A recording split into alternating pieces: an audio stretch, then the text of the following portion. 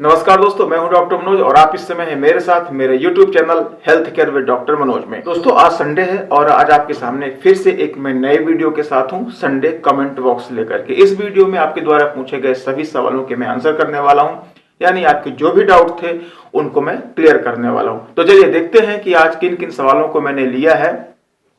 तो आज जो सबसे पहला सवाल है वो है दिलेश कश्यप जी का, और इनका सवाल है, सर मसाला भरवाने में कितना समय लगता है। मैं आपको बताना चाहूंगा कि यदि मैं एवरेज एक टूथ की बात करूं तो मसाला भरवाने में लगभग 15 मिनट से लेकर के और आधे घंटे का समय लगता है सामान्य रूप से।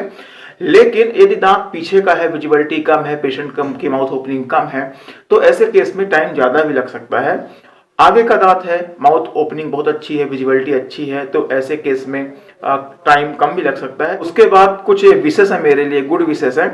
श्री जगजीवन पांडे जी का है बेहतरीन प्रस्तुति, अनुज तिवारी जी का है अद्भुत इंफॉर्मेशन, अमर पांडे, मन सिंह कड़िया जी का है वेरी नाइस, धीरज मिश्रा जी का है थैंक यू सर, और साथ में अजय कुमार वर्मा का है वेरी नाइस बेहतरीन प्रस्तुति। तो मैं आप सबको बहुत बहुत धन्यवाद देना चाहता हूं कि आप सभी को मेरे वीडियो अच्छे लगते हैं। मेरे वीडियो से आप लोगों को अच्छी इन्फॉर्मेशन मिल रही है, अच्छी जानकारी मिल रही है। आप सभी का हाथ जोड़ करके मैं अभिनंदन करता हूं, और आप सभी का जो मुझे मेरे लिए जो सपोर्ट है आप सभी का, इसके लिए बहुत बहुत धन्यवाद। मैं आप लोगों से रिक्वेस्ट करना चाहूंगा कि प्लीज इस सपोर्ट को बनाए रखें, वीडियो को ज्यादा से ज्यादा लोगों तक शेयर करें, क्योंकि ये भी एक प्रकार की समाज सेवा ही है। अच्छी जानकारी, ऑथेंटिक जानकारी, इंपोर्टेंट जानकारी सब लोगों को मिले, यही मेरा उद्देश्य है। आप सभी को एक बार बहुत बहुत धन्यवाद।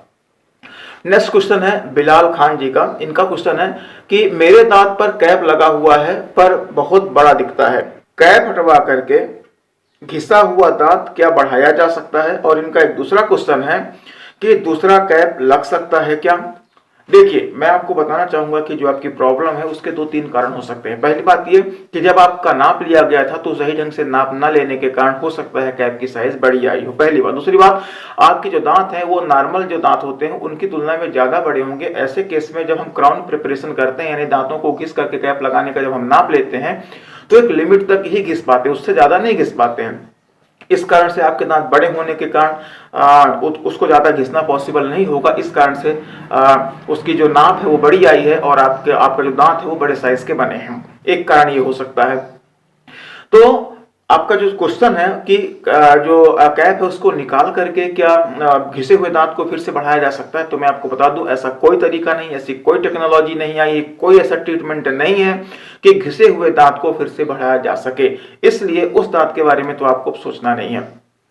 जो आपका दूसरा सवाल है कि क्या दूसरी कैप लगवा सकते हैं, बिल्कुल आप लगवा सकते हैं। इस कैप को, जिसमें आपके बड़े दांत हैं, इसको निकलवा करके आप अपने डॉक्टर से बोलिए कि यदि पॉसिबल हो तो थोड़ा सा दांतों को और छोटा कर दें, सही तरीके से नाप लें, तो आपका जो नया दांत बन के आएगा उसकी साइज छोटी होगी। इससे आपके दांतों की साइज थोड़ी छोटी हो जाएगी और आपका दांत ठीक बन जाएगा।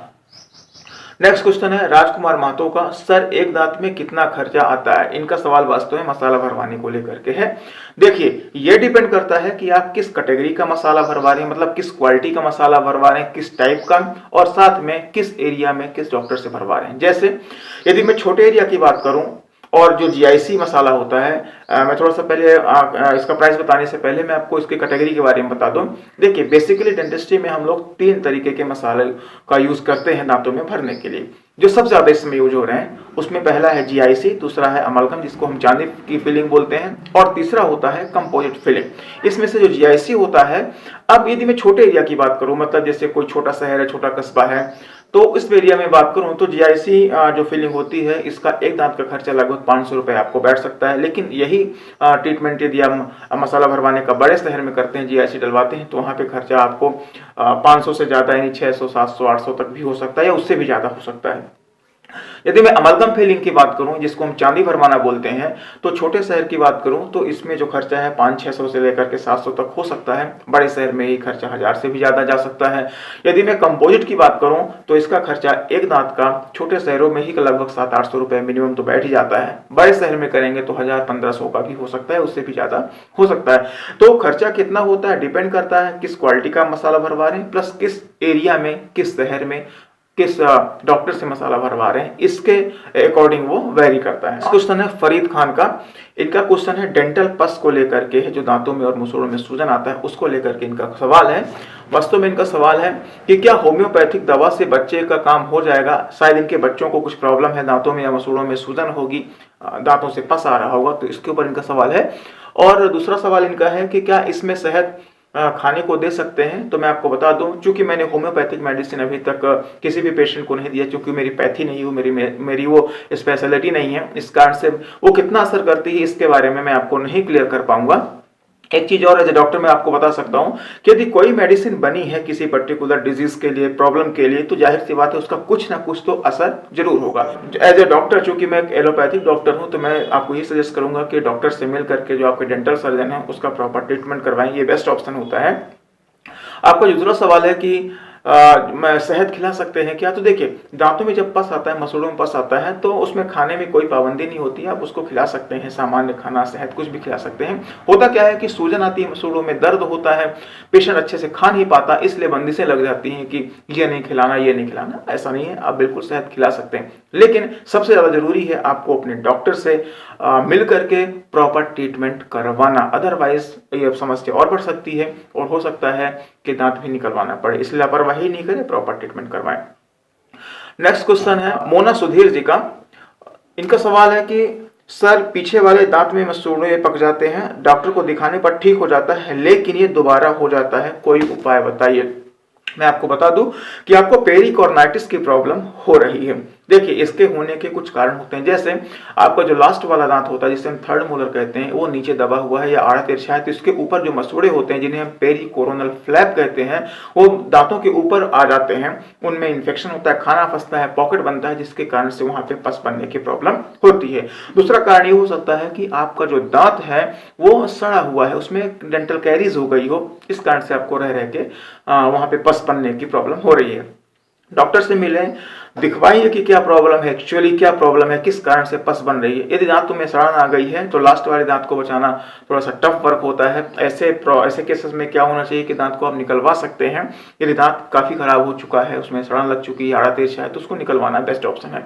यदि दांत अच्छी कंडीशन में है तो आप क्या कर सकते हैं, एक सर्जिकल प्रोसीजर होती है जिसमें हम पेरिकोरोनल फ्लैप जो होता है, जो दांतों के ऊपर जो मसूड़े का कैप रहता है उसको हटवा दिया जाता है। आप उसको हटवा करके अपनी ओरल हाइजीन को मेंटेन रखें, यानी 2 बार सुबह शाम ब्रश करें, साथ में कुछ होम रेमेडीज जो होती हैं उनको अपनाते रहें, इससे आपकी प्रॉब्लम ठीक हो जाएगी। लेकिन इसके बाद भी यदि आपको इस समस्या बार बार हो रही, मतलब आपने पेरिकोरोनल फ्लैप भी हटवा दिया, सर्जिकल रिमूवल सर्जरी करवा करके उस फ्लैप को हटा दिया, उसके बाद भी आपको रह रह के समस्या हो रही है, इससे दांत को निकलवाना बेस्ट ऑप्शन होता है। इससे जो आपकी प्रॉब्लम है वो ठीक हो जाएगी और आपको परमानेंट रिलीफ मिल जाएगा। नेक्स्ट क्वेश्चन है सुमन राजपूत जी का, और इनका सवाल है कि सर जी सेकंड मंथ चल रहा है, प्रेगनेंसी के बारे में बात कर रही हैं, तो मैं दांत निकलवा सकती हूँ क्या। फिर इन्हीं का एक और क्वेश्चन है इसी के ऊपर कि सर मुझे 8 साल बाद बेबी कंसीव हुआ है और 6 मंथ चल रहा है, मुझे दांत में बहुत ज्यादा दर्द होता है जिसके कारण खाना पीना मेरा मुश्किल है, कुछ खाया पिया नहीं जा रहा है, और बेबी का वेट 261 ग्राम है, क्या ठीक है, ये बहुत कम है वेट। सुमन जी, आप यही नहीं क्लियर कर पा रही हैं कि प्रेगनेंसी का कौन सा मंथ चल रहा है, लेकिन फिर भी आपने जो 2 सवाल पूछे हैं वो दोनों कंडीशन के अकॉर्डिंग मैं आपको आंसर करता हूं। पहली बात, जो आपका पहला सवाल है कि सेकंड मंथ चल रहा है, देखिए प्रेगनेंसी के केस में चौथा, 5वां और 6वां महीना होता है, ये सेफेस्ट होता है, मतलब आप इसमें ट्रीटमेंट ले सकते हैं। लेकिन फिर भी मैं आपको एडवाइस करूंगा कि कोई भी ट्रीटमेंट लेने के पहले आप अपने गायनेकोलॉजिस्ट से जरूर मिलें और उनको अपनी पूरी यथास्थिति समझा दें, अपने डेंटल सर्जन से मिल करके बता दें कि ये ट्रीटमेंट करवाना है, तो कौन कौन से आप मेडिसिन मुझे लिखेंगे, अपने डॉक्टर से कंसल्ट कर लें, और यदि उनकी परमिशन हो, आपको कोई दिक्कत ना हो, तो फिर आप अपना ट्रीटमेंट करवा सकते हैं। कोशिश ये करें कि दांत बचाने की गुंजाइश है तो आप रूट कैनाल ट्रीटमेंट करवा करके दांत को बचा सकती हैं। यदि उसको बचाना पॉसिबल नहीं है तो फिर आप एक्सट्रैक्शन पे भी जा सकते हैं, लेकिन एक बार एक्सपर्ट भी जरूर लें, मतलब अपने गायनेकोलॉजिस्ट से एक बार जरूर कंफर्म कर लें। उसके बाद जो आपका दूसरा सवाल है कि 6 मंथ चल रहा है और बेबी का जो वेट है वो 261 ग्राम है, तो मैं आपको एक चीज बता दूं कि जो 6वां महीना जिस समय प्रेगनेंसी का होता है तो उस समय जो गर्भ में पल रहा बच्चा होता है उसका जो वेट है वो, जहां तक मेरी जानकारी है, वो लगभग 900 ग्राम होना चाहिए। थोड़ा बहुत प्लस माइनस हो सकता है, लेकिन इसके हिसाब से जो आपके बच्चे का वेट है 261 ग्राम, ये काफी कम है। तो ऐसे में आपको एडवाइस करूंगा कि देखिए, कोई भी ट्रीटमेंट करवाने के पहले डॉक्टर से सलाह जरूर लें, अपने मन से कोई भी ट्रीटमेंट ना लें, ये आपके लिए बेस्ट ऑप्शन है। तो इस प्रकार से इस वीडियो में मैंने आपके लगभग 10 से 12 क्वेश्चन कवर किए हैं। वीडियो कैसा लगा मुझे कमेंट करके जरूर बताइए, और आप सभी से एक रिक्वेस्ट है, आपको कोई भी सवाल हो तो मुझे आप कमेंट जरूर करिए। मैं कोशिश करूंगा नेक्स्ट संडे उन सारे सवालों को कवर करने की। यदि आप मेरे चैनल में पहली बार आए हैं तो प्लीज चैनल को सब्सक्राइब करके घंटे के बटन जरूर दबा दें। वीडियो अच्छा लगे तो उसे लाइक करना ना भूलें, साथ में दोस्तों के साथ शेयर जरूर करें, अपने फैमिली मेंबर के साथ शेयर करें, इससे महत्वपूर्ण इंफॉर्मेशन अन्य लोगों तक भी पहुंचे। बहुत जल्दी मिलता हूं किसी नेक्स्ट वीडियो में, तब तक के लिए सब स्वस्थ रहें, सब निरोगी रहें। जय हिंद, जय भारत।